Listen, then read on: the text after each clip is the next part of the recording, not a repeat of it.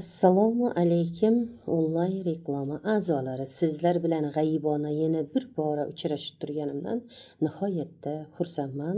Bugungi temamiz ko'z kasallik turlari haqida suhbatlashamiz.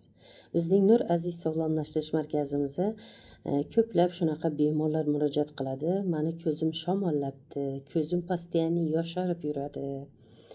Ko'zimni uzoqdan yaqin ko'rmaydi. Ko'p insonlar yaqindan yaqin ko'rmaydi. 40 yoshimdan keyin ko'rishim o'zgardi. Avvalgi holatidan ahvolim ko'z ko'rishi jiddiylashdi degan bemorlar ko'plab uchraydi. Ko'zimni operatsiya qildirgandim, postoyanniy yasharib yuradi ko'zim degan bemorlar uchraydi. Ko'zimni bir marta operatsiya qildirdim, 2 marta operatsiya qildirdim degan bemorlar uchraydi. Ko'zimni operatsiya qilayotgan jarayon paytida bitta ko'zim umuman ko'rmay qoldi. Nervi tomiri kesilib ketgan. U ko'zim umuman ko'rmaydi. Nervi tomiri qurgan. Bittasi yaxshi ko'radi. Operatsiyada bittasi yaxshi chiqdi. U ham 2-3 yildan keyin u ham oldingidan ham holati jiddiylashib qoldi. Men hozirgi kunda umuman ko'rmay qoldim. Birovni yordamisiz yura olmayman. Yaqtini ko'raman-u, yuradigan yo'limni yaxshi aniq, tiniq, ravshan ko'ra olmayman degan bemorlar ko'plab murojaat qilib turibdi. Men ko'zimga gavhar qo'ydirgandim, gavhar tushib qoldi, endi davosi bormi degan bemorlar ko'plab uchraydi. Agar ko'zingiz yasharib, uy sharoitida shamollab, ko'zingiz yasharadigan bo'lsa, ko'k choyni tegini oxiri ojji joyi bo'ladi, achchiq joyi. Ana shu achchiq joyiga yuvsangiz uxlashdan oldin, shamollatmasdan, uxlashdan oldin yuvsangiz ko'zingizni yasharadigani yo'qoladi. Shamollashini oladi va shammasini iliq holatda shammasini qo'yib uxlaysiz. 15-20 minut qo'yasiz. O'zi sal sovuq tortadi, undan keyin olib tashlaysiz shammasini. U ko'zni nimasini shamollashini oladi. Shamollagandan keyin ko'z yasharadi, hammamiz bilamiz. Endi uzoq yaqindan ko'rmaydigan ko'z bilan murojaat qilgan insonlarga shuni tavsiya qilamiz. Bizning Nur Aziz sog'lomlashtirish markazimizni tabiiy giyohlari, tomchi dori, siruplarni iste'mol qilsangiz, ko'zingiz ravshan ko'radi, bez operatsiya ko'radi. Hech qanday qayta davolanishga, jarrohlik yo'li qo'llashga umuman hojat yo'q. Lekin bir narsa kerak, bosh miyani emirti qilish kerak. Ko'zimizni uzoq yaqindan yaxshi ko'rmasligini sababi bosh miyada hamma narsa. Shuning uchun bosh miyani emirti qilamiz, shunga qarab qanaqa bosh miyada qanaqa o'zgarishlar bor. Shu o'zgarishlarga qarab bosh miyani emirtisini ko'rib, bosh miyani o'rganib, uzoqdan yaqindan yaxshi ko'rmaydigan insonlarning ko'zlari xuddi 15-16 yosh paytidagidek chirodek ko'radigan bo'ladi. Allohning qudrati ila. Avvalam Alloh, qolaversa sababchimiz.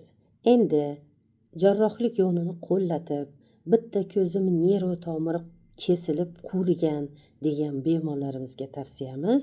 Ularga ham bosh miya emirtisini ko'ramiz, shunga qarab ish qilamiz va jarrohlik yo'li qo'llanganini e'tiborga olgan holatda shu tabiiy giyohlarimizni, siruplarimizni tavsiya qilamiz.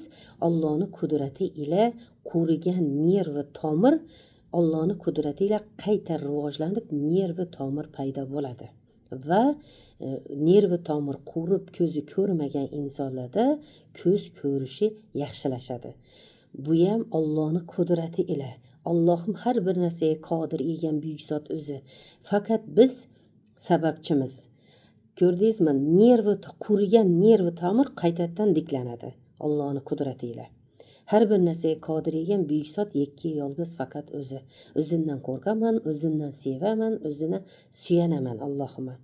Shuning uchun mana 30 yillik ish faoliyatimizdan kelib chiqqan holatda Allohning qudrati ila qancha mo'jizalarni ko'rib kelyapman. Shaxsan birinchi tajriba o'zim. Mana o'zim ham zreniyam past bo'lgan yosh bola paytimda, o'quvchi paytimda, yosh kelin paytimda operatsiya qilingan. ikki farzandli bo'lganimdan keyin operatsiya qilingan. Nervi tomiri chap ko'zimni butunlay kesilib ketgan. Shu operatsiya jarrohlik yo'li paytida lazerni operatsiya qilingan. Shunda ham nervi tomir kesilgan. Shu kesilgan sababli chap ko'z umuman ko'rmay qolgan. Hattoki yorug'lik ham sezmasdi. Qop-qorong'i o'ng ko'zni baklasangiz, chap ko'z ko'rmasdi. Umuman qop-qorong'i edi. Qorong'i bo'lib turardi. Umuman yoqni ko'rmasdi. O'ng tarafim yaxshi ko'rdi. Jarrohlik yo'li paytida o'zi bir 60% ko'rardi. 60-70% ko'rardi, 100% dedi. Lekin shu bir ko'z bilan ham ancha vaqt mashina haydab yurdim. Lekin 2-3 yil o'tgandan keyin o'ng ko'zim ham umuman ko'rmay qoldi. Hattoki oldimda turgan dasturxonda, ustarda turgan narsani 1,5 metrdan keyin ko'rmasdim. 1,5 metrgacha amallab ko'rsa bo'ladi.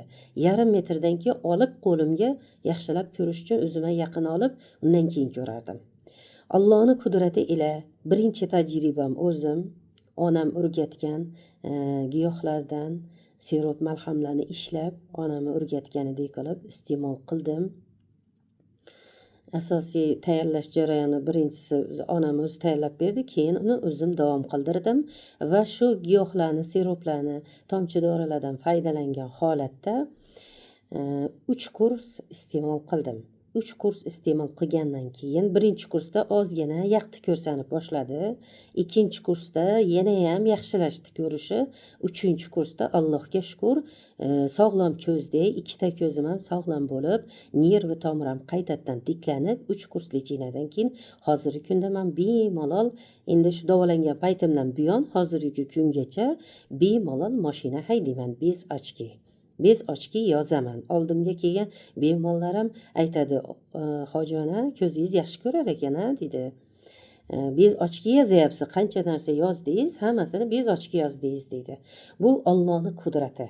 Allohim har bir narsaga qodir ekan buyuk zot o'zi, har bir narsaga yakka yolg'iz o'zi birgina Allohning qiladigan mo'jizasini ko'rsatadigan, bildiradigan mo'jizalarini hech bir insonning qo'lidan kelmaydi. Faqat Tangri Allohning qo'lida.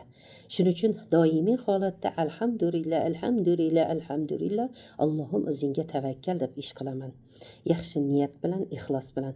Shuning uchun tavsiyam shunaqa ko'zini operatsiya qildirib, nervi tomiri kesilib, qurib, bezovta bo'lib davolana olmay, shifo topa olmay, qorong'i bo'lib, ko'rishga qiynalib yurgan insonlarga jarrohlik yo'li qo'llatib, 2-3 yildan keyin yana zreniyasi pasayib, ahvol yana oldingi holatga qaytgan bemorlarimga tavsiyam shu tabiiy Nur Aziz sog'lomlashtirish markazimizning tabiiy giyohlari, malham, siroplari yordamida bemalol ko'zingizga Allohim nur bag'ishlaydi. Biz sababchimiz. Alloh o'zi shifosini, dardni ham bergan, darmonni ham beradigan Alloh, faqat biz sababchimiz. Bizning Nur Aziz sog'lomlashtirish markazimizning tabiiy giyohlari, siroplari yordamida domchi dorilar, tabiiy narsa hammasi, hech qanday o'qil dori yo'q bizda.